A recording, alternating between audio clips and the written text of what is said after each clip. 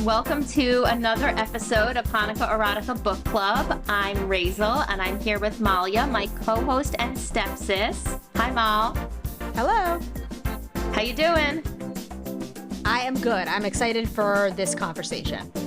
I am too. I can't wait to talk to you about it, but I actually was thinking that I had funny feedback from the first Felicia Grossman book that we read together that I never told you about. Great. I forgot to tell you, and I think it's really relevant because I think it's happening again with this book. But today we're reading Me Most Wickedly by Felicia Grossman, and the first book in this series was Marry Me by Midnight, which was like Jewish Bridgerton, to refresh everyone's memory. It's like 1830s London, Jews in London, but also like in the, in and out of the Gentile British culture. Yes. And Mitch's sister, my sister-in-law, Auntie Esther, Eileen, she goes by many names. Great. Was texting and she's like, you seem confused.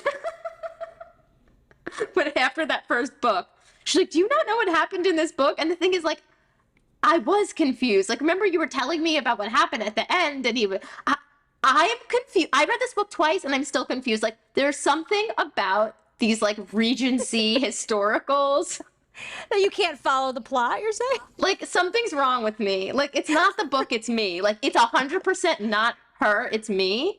Like, this book is very good and very sexy and very Jewish, and I'm very excited to talk about it. But, like, who are the Liras? Who are the Bayrabs? I'm confused. Ned, there's a bad guy, Ned, there's a villain. Like, but hearing her feedback, like, after listening, where she's like, you seem confused here. That's really funny.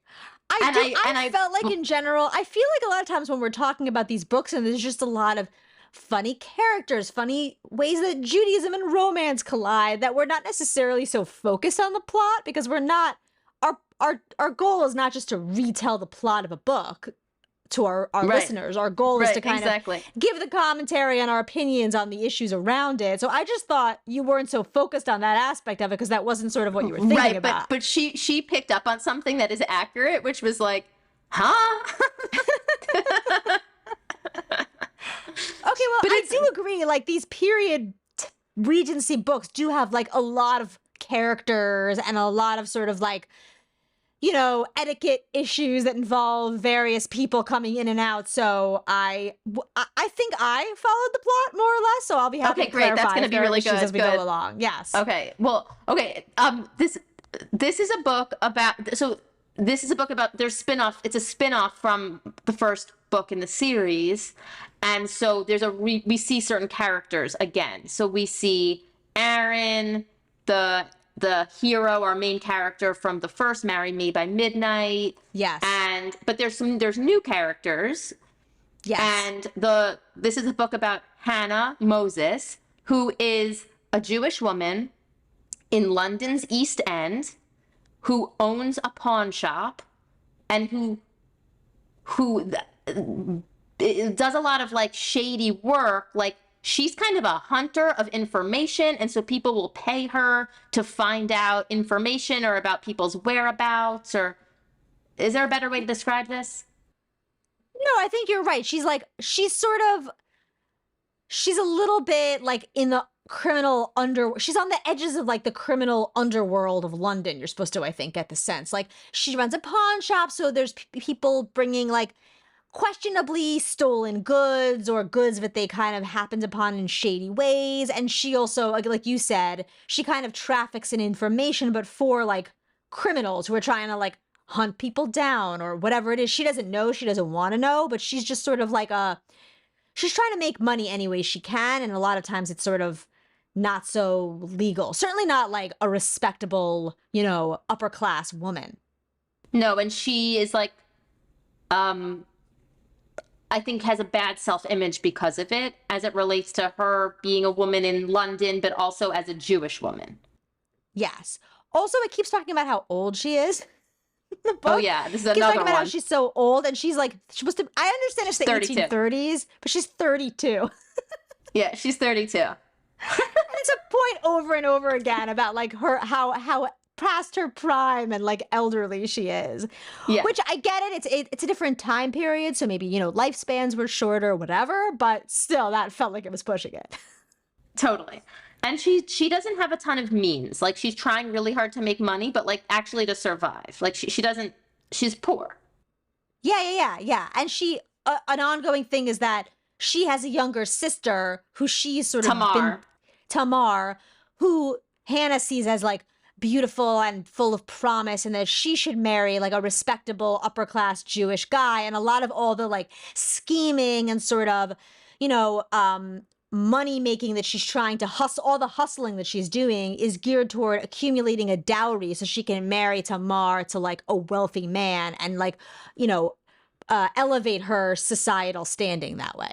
Right. Also because she's responsible for Tamar because their parents died. For sure, the third book in this series will be about Tamar, I think, right? I assume. I'm There's excited definitely, about this. yeah, there's a good chance of that. Also, her parents didn't die. They were like, well, I don't know. They were like taken away. They were imprisoned on some prison island, which I guess is how they did it back in the 1830s. It's a whole thing that her parents ran this pawn shop and they were arrested and convicted of trafficking in stolen goods. And it was this big scandal for the Jewish community, I guess. That's kind of a theme through the book, how the Jewish community is sort of like has accumulated, you know, a lot of they're well established in London and a lot of them have accumulated wealth and social status, but it's all at the whim of like the larger Gentile society. And so they all have to kind of tread carefully and not, you know, make waves. And it was considered a big scandal for the Jewish community when her parents were arrested and convicted. And it sort of played into negative Jewish stereotypes. So that's a big thing for her. She's like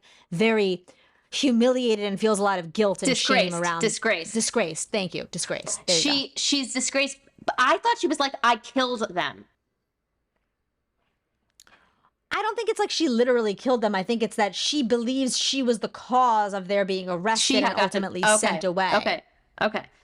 Yeah. Recently, already the plot. Recently, yeah, I just want to say something. Like recently, there was a Peloton bike ride where Robin, a great Peloton instructor, did like the Tortured Poets Department ride, and I saw all these posts in this Facebook group I'm in. That's like, this was the most cringe ride because Robin kept saying the lyrics wrong. People are like, I had to turn it off because all these Swifties are like going to do this Peloton ride because they love Taylor Swift and they love the Tortured Poets Department. I love the album. So I was getting excited about the ride, but then I see all this post and it's like multiple people being like, I couldn't finish it. It was too cringe watching Robin butcher these lyrics. It shouldn't be allowed. If they're doing the Tortured Poets Department ride. Anyway, I feel that I'm doing that and I hope that our listeners don't have to turn it off. But this book, we have tons to say about this book and I really did read it twice.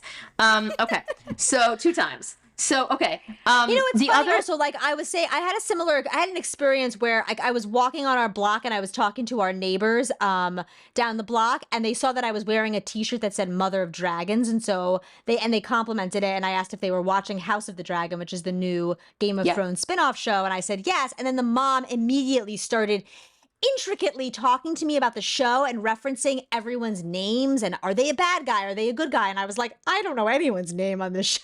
Oh, that was hard for me to follow. The details of the show. I just watch it like I get the gist of it and I like let it wash over me and it's fun. I don't know who like Aemond or Aegon or Ara. Like I don't know who they. I'm like you're over my head right now. So I feel she's like, you don't deserve that shirt. Totally, she wanted the shirt. Yeah, for sure. So I feel you for that. You understand, for sure. But I do have a lot to say about this book. Okay, so yeah. So this is Hannah. She's disgraced, all these things. Then there's like, you know, obviously this element about the Jewish community woven in. And one thing that I like is that in the book, they'll use a word and then she'll be like, or, you know, some other Gentile word, like his virtue, like some words that like the Jewish community wouldn't use that they could. I like that. That's woven in a lot. Like a concept that's a particularly non-Jewish concept that they're sort of like starting to try on and assimilate and integrate into the Jewish community to be able to, you know, survive, really, is how I see it. Lots of anti-Semitism in the book. You know, that's definitely woven in a lot. Anyway, it starts with her. She's always in a cloak. I feel like there's so many cloaks. There's always like, it's always the dark of the night. Well, I guess it's supposed to be kind of a play on, the other thing about it, like you said in the last episode, is that it's supposed to be a play on Snow White. Snow White. So I feel like the cloaks are very fairy tale, Snow White-ish. Yes. I love that. I love the cloak. She's always just hooded. It's like hooded in a cloak in like the dark of the night. You know, it feels like in the woods. and either getting information or doing some stuff with villains. There's a lot of, she's always cloaked. Yes. It out in hours that like anyone respectable would be asleep is how it's written. Right. And basically she saves Solomon. She saves Saul. That's how it begins. Like her first encounter with him is that she saves him. Yes. Yes. He's being attacked on the street and she grabs him and pulls him aside. Yeah. And there's like, I think an instant attraction. And then the next thing we know, it's 6 months later they're at the Great Synagogue. Yeah. And he is trying to marry someone, quote unquote, respectable. He is connected to the Liras and Bayrabs from book 1. Right. I think they're his employer. They're his employer, and Aaron, who's now Isabel Lyra's husband, who was the janitor of the synagogue at the beginning of which isn't referenced at all in this book, right? Am I right? No, it is. There's even jokes where it's like, he asks him, like, if you could make tea. He's like, do you still have those skills? Like, it is referenced that he used to do different kind of work. Yeah. Okay. It was pretty subtle, I think. Yes, very subtle. Yes. But yeah. So now he's like in in the family business that he married into, and he and Aaron and this new main character, Saul, are like business associates, I guess. Right. So anyway, Saul and Hannah kind of keep meeting. Mm-hmm. And they have major attraction and chemistry. Right away. And it gets hot and heavy very fast. But they like need to stay away from me. It's not like they're like trying to date. Right. Well, she has a feeling that like she basically is like you said, disgraced and can never, like, no one's going to want her. No one's going to marry her. She's too old anyway. But she's also just like, she's not marriage material. She's like a criminal in the cloaked in the shadows, you know? And her goal in life is like to protect her sister and see that her sister's married off. And that's it. And so, and obviously someone like Saul, who she sees as like a respectable member of the Jewish community with money and status and everything, would never even consider her. And for Saul's part, he's also like, he doesn't see himself that way. He knows that his family's status is a little shaky because he has a similar situation in that both his parents died. He was the younger sibling in this case. His older brother raised him and rebuilt his parents' business that had been left in kind of disrepair. But his older brother also needs him to marry up as much as possible to secure their family's status as well. So he's kind of awaiting orders from his brother. Right. The other thing is his brother is engaged to be married to a woman who's not Jewish. Right. His brother was baptized. His brother converted to Christianity and is trying to just like do whatever he has to do to, you know, he's very... he's ready to assimilate. Ready to assimilate whatever he needs to do to like get a firm footing in Gentile society. Yeah. Yeah. But Saul is like interested actually in getting back to his Jewish roots. Like that comes up a lot. Yes, he likes Jewish practice. He likes synagogue. He likes the prayers. He likes Shabbat. He wears a yarmulke all the time. It's like always referenced about his yarmulke. Yeah. Also, like she basically always she refers to him as the mamzer. Oh yeah, there's a lot of mamzer in this book. A lot of mamzer. Mamzer and meshugana. Those were the big words. Oh yeah, that's the thing. So I listened to this book on audio, which was not the best decision of my life, to be honest with you. Nothing again. I mean, it's read by the narrator. I thought did a good job. She has a British accent. It's just like listening to long sex scenes on audio in my car is very hard for me. Like I'm like blushing alone in the car. Like it's not my preferred. I prefer the written word. It's not for me. It's not for me. Yeah. But I did it for the sake of our listeners. And my question is, so there's tons of oi, and because I was wondering, is it an oi like a British like oi? No, it's Jewish Yiddish, oi. It's a Jewish Yiddish oi. Okay. And it was also in Marry Me by Midnight. A lot of ois. Oi. Yeah. And meshugana. You're meshugana. You're a mamzer. Yes. Yeah. Mamzer, meshugana, oi. There was shlemiel. There was shlemiel.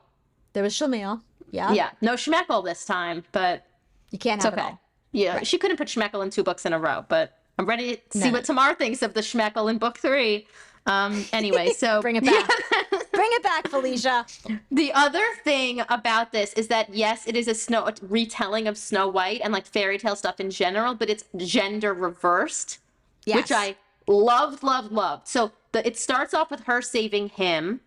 Right. He is prince-like. Like we start to get kind of little, I don't know, Easter eggs or afikomen, as Stacey Agdern said, about like fairy tale stuff. Like he's a prince, like he looks like a prince. He has prince-like features or something like that. But Yep.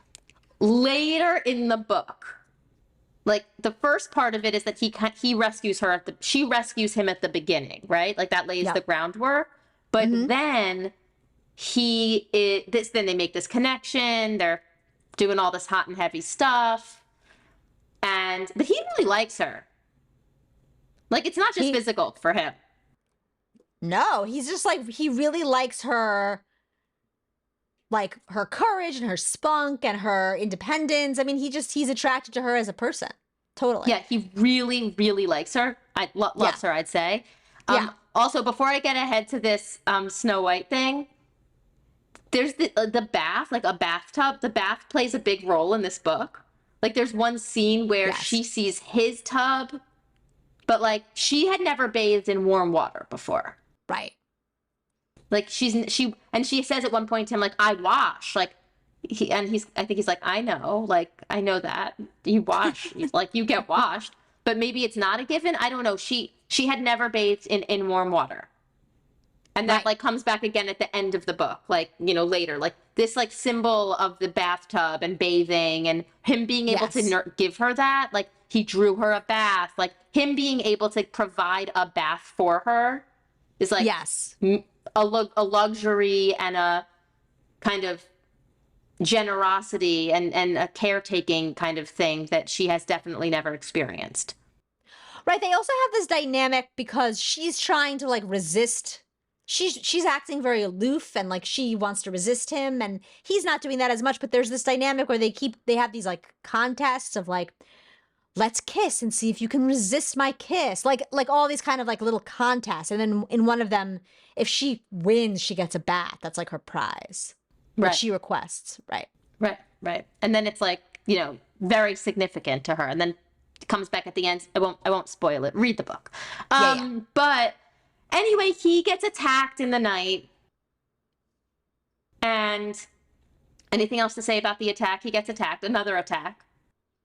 Oh, the second attack. Yeah. The second attack. I mean, it just seems like that second attack felt very like almost in one of those horror movies where somebody like goes up the stairs alone and you're just like, you're going to get attacked, obviously. Like, it just feels like there's these like bad sides of town where when people go there, they're just like, it's inevitable. Yes. So he gets attacked and then he awakes in basically like the little house Snow White awakes in, but instead of being, and it's like you like can picture the ceiling the way it's described, it's like in a bed. He's been like treated attic. Like a slanted attic. He's been treated like he could tell he's been cared for. He's like in a bed and, you know, convalescing. Exactly. And instead of the 7 dwarfs, it's like a house full of former midwives. It's like these Jewish women. Yes. Who are like caregivers.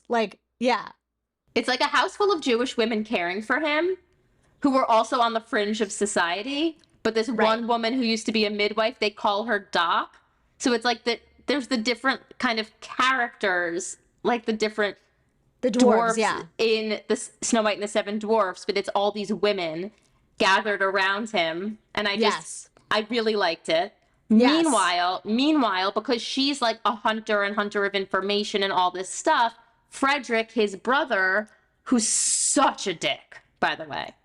He's the real villain. Worst. Yeah, he's the villain. Yeah. There's also this guy, Ned, who's a villain, but Frederick is a monster. Ned's more like a one-dimensional villain. Like, he's one of the guys who Hannah's selling information to. Yeah. But it's just like, he's not really anything. Like, she never trusted him to begin with. It's just like, he's a villain who's paying her to get information, and she knows that. Frederick is Saul's brother, who he trusts and loves, and actually is just kind of like has completely lost his morals in his like Yes. striving to succeed at all costs. Yeah, he's like a horrible monster, and Yeah. he pays Hannah to find him, and simultaneously threatens Tamar's life to make sure that Hannah does whatever job she needs to do. She Yes. does find him. They have this like reconnection again, hot and heavy, even though he's like, you know, in the little tiny house in the woods, and he's not well. Like he's been hurt.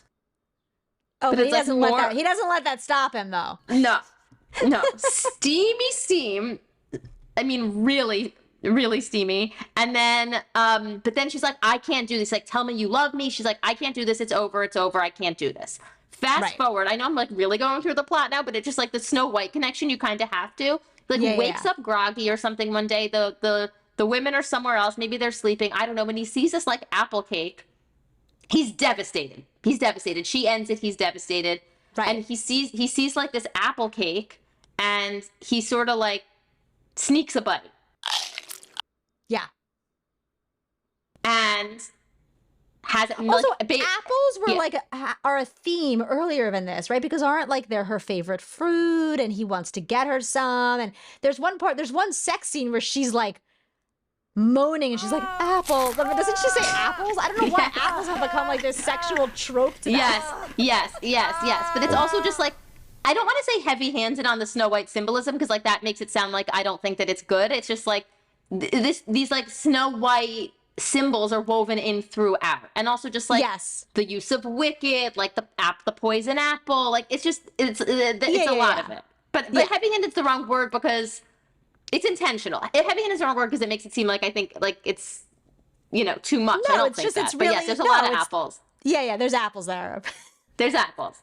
Anyway, he sees this apple cake, which I liked. I liked that it was a cake and not just like the poison apple. Yeah, that's fine. And he takes a bite, and I think he's sort of like, I don't know why he feels like bashful about taking the bite. Also, use of the word bashful is in the book, which is cute because of one of the seven dwarfs named Bashful. But maybe because it was like so early in the morning, or like normally they all share, him and the midwife share. Like I can't exactly like there was something about like I shouldn't be eating this cake yet, but he has a bite. Right. And like goes into anaphylaxis, which it doesn't say that, but like he obviously has like some kind of allergic reaction. Like he has a massive allergic reaction. He goes into anaphylaxis, and he's like in a coma. Yes. He's in a coma, and they don't know why, because they get to him once he's already completely unconscious. Yes. So they decide they need to find Hannah because they think that Hannah talking to him will help. Because she's his Prince Charming. Yeah, she's going to wake him from his And she's going to wake him from the coma. Right. And because Doc is like actually really great, she's pretty aware that it's an allergy, because she could tell that like there's swelling and there's no food stuck and whatever. She's like, and they don't even have the word allergy. Like I love the way they talk about it. Like there's certain humans that can't eat certain foods. It happened one time when our cousin came traveling from the East with something called peanuts. I just like the way they talk about allergies. Like they don't know, but they just There's this thing that happens to some people where they can't tolerate certain foods, and it happened to me once with this food that was called peanuts. Anyway, obviously there were peanuts in this cake. TLDR, she wakes him. Yep. And all is well. Happily ever after. It's a happily ever after. I really liked the gender bent Snow White stuff. And it ends with like a crazy apple situation that I wanted to talk to you about, because it's Simchat Torah. Yes. She's now pregnant with they have 2 kids, and she's pregnant, and they're at shul. Right. And I think that because they were married, she's more accepted into the community now. Is that the sense you get? Yeah. Although that's such a strange thing in and of itself. Like she's like the person in the cloak that like she's the hunter in the cloak who owns the pawn shop. But like now that Saul married her, like, you know, you can sit with us. But okay, that's the way life works. Kind of the same thing happened with Aaron in the first book. Like he was the janitor of the synagogue, and now it's just like he's on the bench. He's a businessman, and like maybe there's a subtle allusion to it, but basically everyone's just like, he's one of us now. Yeah. Yeah, now she could sit with them. So she's up in the women's section in the shul, and she sees her Right. kids, and it's Simchat Torah. So they're all dancing. And at the end of Simchat Torah, to have something sweet, there's like all these apples being thrown at the kids, and people are catching apples, and they're like counting how many apples have you how many apples have you had? It's like a whole thing with the apples, and they collected 5 apples. One of them had 3 apples and 2 apples, and all this stuff with the apples. And like candy apples was a thing for me growing up on Simchat Torah. Oh, was it? Yes, like candy apples was it. So I wanted to talk to you about apples and Simchat Torah. Like sweets and nothing? No, sweets and candy being thrown, yes. Apples, no. I mean, I know apples are Rosh Hashanah to me. I have no association with apples and Simchat Torah. I have a specific memory of candy apples, like the coated ones. Yeah. I know what you're talking about. On Simchat Torah. Huh. I really want to know more about Candy apples this. weren't really I like had heard of candy apples in movies, but I don't think I had, like, candy apples were not a real part of my childhood, personally. Like, I don't know, are there kosher candy apples? No, maybe. Well, there's also like caramel apples. Apples, fruits, and sweets. The apple on the flag may have evolved from the custom that many had to throw apples or other treats for the children to gather on Simchat Torah. Ultimately, these customs are meant to make Simchat Torah an especially joyous, meaningful occasion for, I guess the apples and Simchat Torah is a thing, but it also because it's coming off the, tale of Rosh Hashanah. You're still thinking about apples. Caramel apples for Simchat Torah, a recipe. Huh. Interesting. So I like that because I do think that there's some ties to apples and Simchat Torah, and so it's like this way that she's weaving in this whole apple thing and the poison apple, and then they're all celebrating on Simchat Torah that makes it Jewish. It's very cool. Totally. She has she managed to weave in Judaism, a fairy tale, and a bunch of steamy sex all together pretty fluidly. So that was an achievement. Really, it was. Yes. Another thing that really made me laugh is a person named Becky on Amazon wrote a review. Okay. And she wrote, loved the Snow White take in this novel. Overall, 5-star emojis. Readability, 3 book emojis. Feels, 3 butterfly emojis. Emotional depth, 4 broken heart emojis. Tension, 3 lightning bolt emojis. Romance, 4 heart spinning around emojis. Sensuality, 4 kissing lips emojis. Intimate scene length, 4 peach emojis. Steam there scale. There were some long intimate scenes. Oh my God. I know, especially for the audiobook. Oh, wow. Yes. Steam scale, number of scenes, 4 fire emojis. Humor a touch. Perspective, third person from both the hero and the heroine. More character focused or plot focused. This is like an amazing outline for a review. It's very long. Seriously. I know. And it's like truly long. Third person from both the hero and the heroine. More character focused or plot focused. A mix of both, but maybe more plot leaning. How did the speed of the story feel? Medium. When mains are first on page together, very soon in first chapter. Cliffhanger, no, this ends with a happily ever after. Epilogue, yes, a few years later. Should I read in order? You could. Basic plot, then she gives the plot. And then it says, give this a try if you want. England, 1832, London setting. She rescues him. Snow White retelling. Twist, the hero is Snow White. Age gap with older heroine, but he's 26 and she's 32. I mean, in the book it was significant, but like, come on. There was like a little thing where she was very like, there was one sex scene where she was like, oh, my like sagging breasts, my soft stomach. Like she had all this like complex about her 32-year-old body. Whatever, he was into it, obviously, but I thought that was more like tongue in cheek than anything else. But I'm glad Becky picked up on it. Yes. Pawn shop owning heroine, Jewish mains, a bit of a grumpy heroine / sunshine hero vibe, class difference, the sweetest hero, medium steam, 3 full scenes. Medium. That was medium. Wow. Okay. Yeah. Anyway, after this whole outline, there's other reviews. Like there's a narrative on this review, which I'm not reading also, but I thought that I liked her emoji scale of how she rated the book, and I liked 3 full scenes. I like knowing that. It reminds me of the romance. Didn't we had a short-lived thing where we were giving books like numbers of candles or something? Yeah. We kind of dropped that, but yeah, it's cute. I like it. It's a good shtick.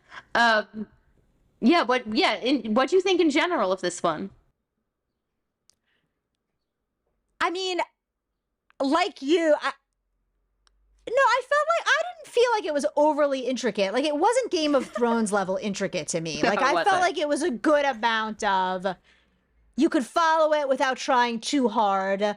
I like the like sunshine hero, grumpy heroine vibe. I'm glad that Becky noticed that. I thought that was fun. And I actually learned about, I don't know anything about British Jewish history, Right. actually. Right.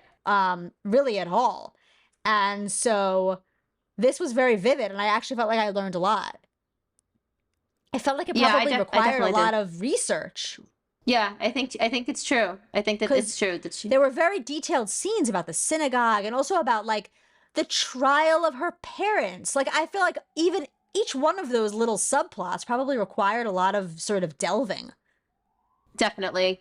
I know nothing about Jewish society in those days at that time and that place. And I mean, now I do, but for sure it required a lot of research. I agree. I agree with that completely.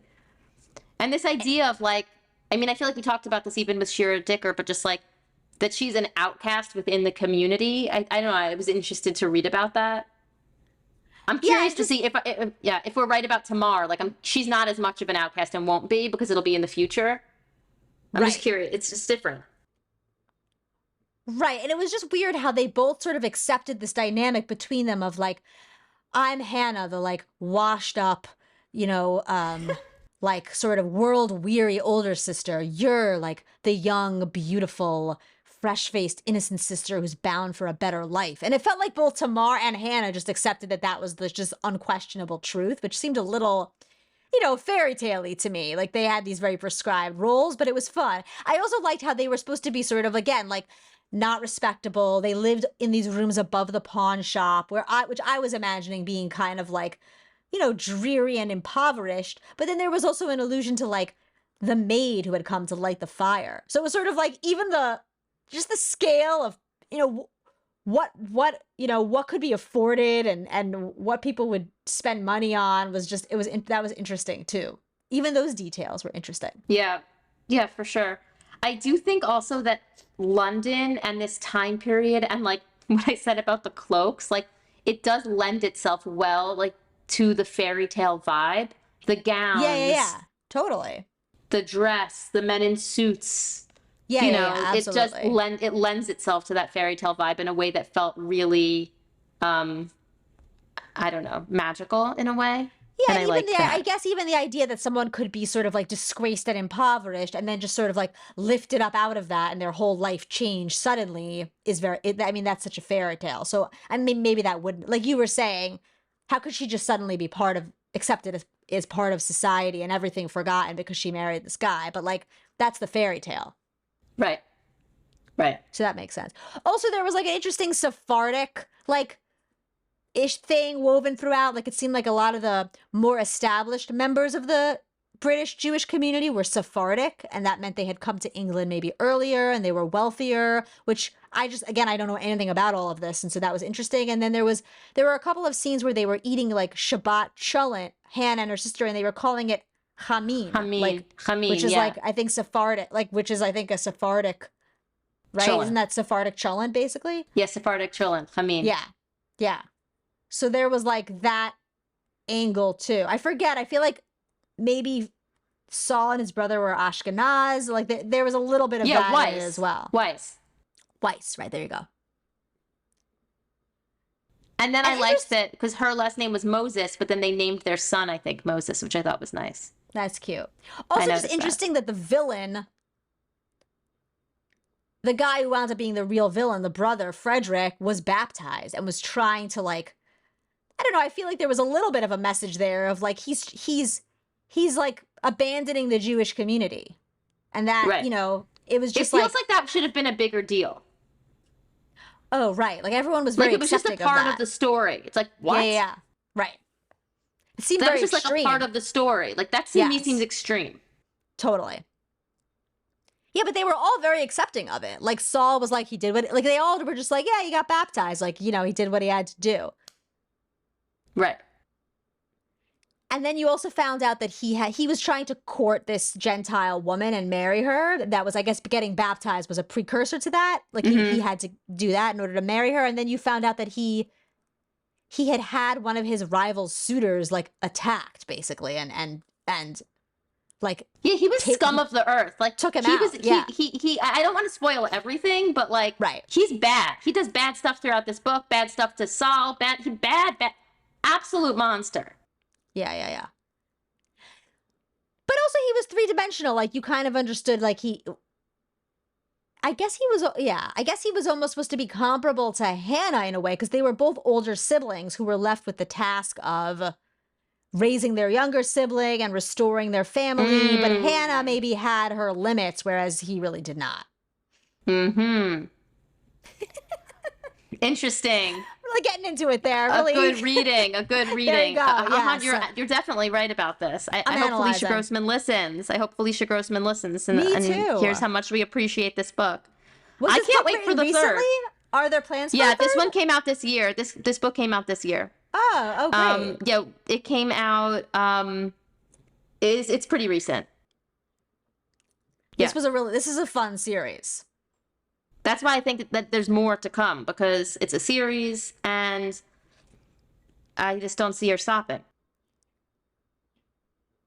Yeah, and it was a fun, like, it seems like Isabel Lyra, who was the main character in the last one, now she kind of owns the company or co-owns the company that Saul is working for. And it feels like, her and Aaron are kind of encouraging this relationship between Saul and Hannah, because it's sort of similar to their own, this kind of like overclassed lines. There's a scene where Isabel like comes to Hannah's pawn shop to deliver something. Like they're sort of like, maybe they're the fairy godmother parent characters or something. Yes, they are. I don't know. They're just like they're helping to foster it, because it's kind of similar to their own, which is cute.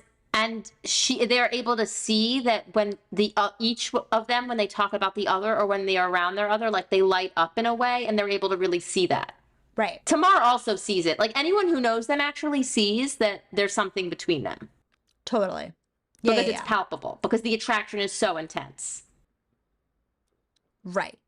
I mean, this is a little bit like the attraction is very believable. He seems to fall very fully and thoroughly for her very quickly in a way that feels a little fairy tale-y. Like, I get that he's attracted to her right away, but he doesn't really know her that well to be so, I don't know. Yes, but remember, she saved him. The first that they ever met was that he was saved by her, so it's like already just so heightened. Right. And he sort of can see that she's a good person. Like, she sort of risked herself to save him. He can see she's a good person. She's different than anyone else he's met, because she's sort of outside the community. But still, I mean, I don't know. It felt a little fairy tale-esque how much he's just like, I love you. Is. I want to be with you forever. You're the only person for me. Yeah, for sure. It absolutely did the intensity and the kind of like Prince Charming and the princess kind of thing. I also like the fact that, like, in this book, she's supposed to, I think, be more kind of like sexually experienced than him. Yes. Also, she has 6 years on him. She has 6 years on him, but she's also just been, like, I don't know. Like, again, like I'm not. But in a way that he's not put off by. Yeah, exactly. That's what I liked about it. He wasn't put off by it. Like, he finds her life experience a turn on. Like, she's an interesting person who's, she's an interesting person. Right. But it's like everything we know from that time is that, like, they were supposed to wait till, marriage or whatever. And if they were having sex, it was like in secret. But exactly. And that women were supposed to be like, knowing. Right. And women are supposed to be like, desirable women are supposed to be like innocent and pure and sheltered. And she's not any of those things. And that's what he likes about her, which is, that's appealing. Appealing, but also very fairy tale-ish. Totally. Especially, I would imagine, in 1832. And maybe even today. Yeah, no, it's definitely good escapism. Agreed. Although, again, had to fast forward some of the audiobook. Just, But if you're interested and feeling it, the sex is explicit and good. I thought it was good. Like, I think I would have been fun reading it on the page. Having it narrated, there's something about it that's by a just British woman. By a British woman. It's a little just too, it doesn't, I need to leave some space for my own, like, voice in my head and my own kind of imagining. It was too much. It was too much. If you if you like that, God bless. But for me, I prefer reading it. Yeah, I totally hear that. Yeah. Yeah, it's a Also, great I was read. A reading great on read. 1.4. I was reading on 1.4 to, to make it through. And so I think the British woman's pitch was even higher than it really Oh, in yeah. my than it would have been naturally, which just again, no. No. Okay, well, I recommend this book. I recommend the whole series, Really fun. especially for our fans of historical romance. Really unique. I don't think we've found anything else like this. No. I'm really glad that we found Jewish historicals that are steamy and have Yeah. this fairy tale twist. Really good. Really, really good. So thank you to Felicia Grossman for writing this. And I can't wait for book 3, which I'm just making an assumption about. I wonder if it'll be tomorrow. It I hope seems it like is. you must be right. Yeah, that's fun. I think it's well, it's certainly not Frederick. I don't need to see No. like a hero, a villain who now becomes a hero. No. Fuck Nah. Frederick. We've had enough of him. Yeah. Enough. Should we pick our next book? Yes. Okay, so I had 2 thoughts, but if there's Okay. any others, please share. But we're gonna pick it on air. But so remember how I once told you about Jean Meltzer? She's very big in the Jewish romance world. She's Okay. written a few novels, and she's a modern Orthodox woman, but she writes mainstream books. Huh. And so, but they all have a modern Orthodox main character. Cool. But we've never read her books together, and I just feel like we got to at least explore it. There's the Matzah Ball, which if we were going to read, we'd save for Hanukkah because it's Hanukkah themed. Mr. Perfect on Paper, which I have not read, and Kissing Kosher. Kissing Kosher, when our listeners listen to this, actually, this might not have an impact, but for today, for Malya and I, is $1.99 on Amazon, and I feel like we should start with Ooh. Kissing Kosher, at least for me to read you the description. I maybe have read this to you once before, Okay. but I'll take it again. I'm gonna read Kissing It's Kosher. it's a Prime Day deal, you're saying? Yeah, it's $1.99 Prime Day deal right now. I see it amazing. $1.99. Yeah, okay. Amazing. Okay, yeah, I know. Avital Cohen isn't wearing underpants, woefully, for unsexy reason. Chronic pelvic pain has forced her to sideline her photography dreams and her love life. Do you remember when I read this to you? Did I No, once read this I to you? don't, to be honest. Oh, okay, so maybe I didn't, because I do remember this chronic pain thing is like a theme in all Jean Meltzer books. Oh, interesting. And it comes up. So, okay, it starts here. Chronic pelvic pain has forced her to sideline her photography dreams and her love life. It's all she could do to manage her family's kosher bakery, best babka in Brooklyn, without collapsing. She needs hired help. And distractingly, handsome Ethan Lippman seems the perfect fit. Except Ethan isn't there to work. He's undercover at the behest of his iron-fisted grandfather. Though Lippman's is a household name when it comes to mass-produced kosher baked goods, they don't have the charm of Avital's bakery or her grandfather's world-famous pumpkin spice babka recipe. As they bake side by side, Ethan soon finds himself more interested in Avital than in stealing family secrets, especially as he helps her find the chronic pain relief and pleasure she's been missing. But perfecting the recipe for romance calls for leaving out the lies, even if coming clean means risking everything. That sounds good. Okay, so that's Kissing Kosher by Okay. Jean Meltzer. There is another Jean Meltzer book coming out, I see. We're getting released on August 27th.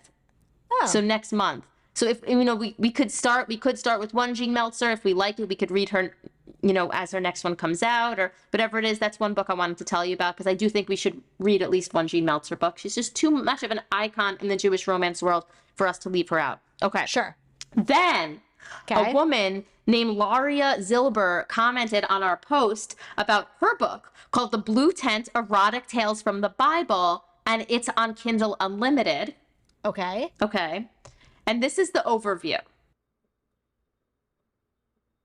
The Bible is filled with tales of love and lust, but most of it is implied. What do we really know about the sex lives of our ancestors? The Blue Tent takes 10 sexy, spicy tales based on biblical stories and commentary and weaves them into erotic short stories you'll want to read over and over again, either by yourself or with your partner, parentheses S. Yikes.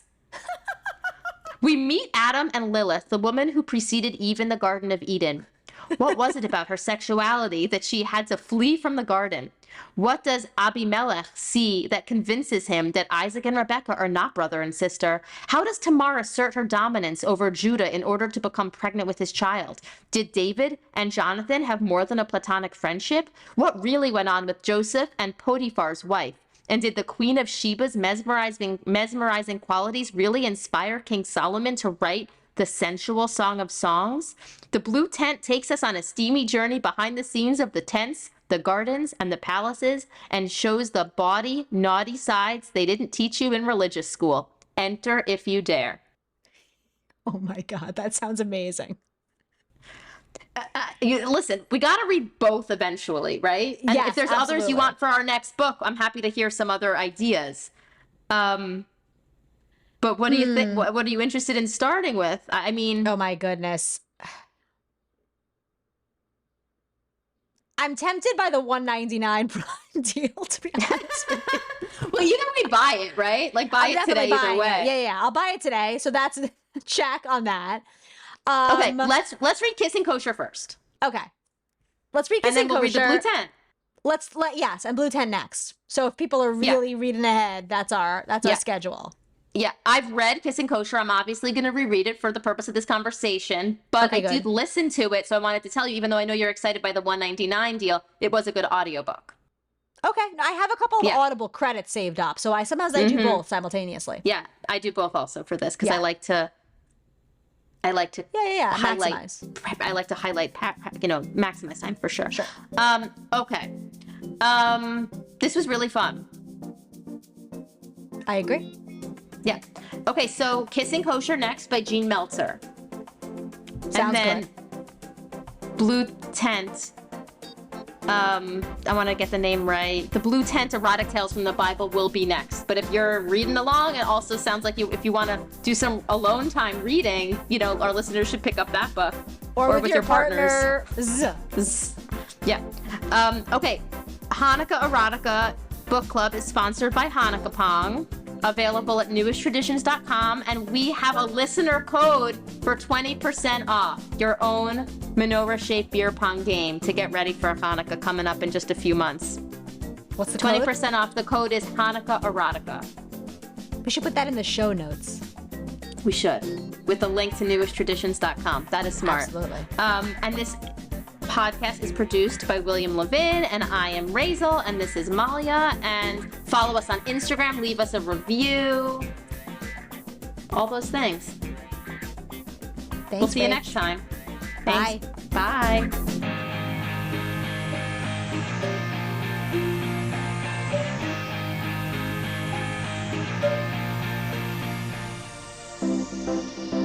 Bye.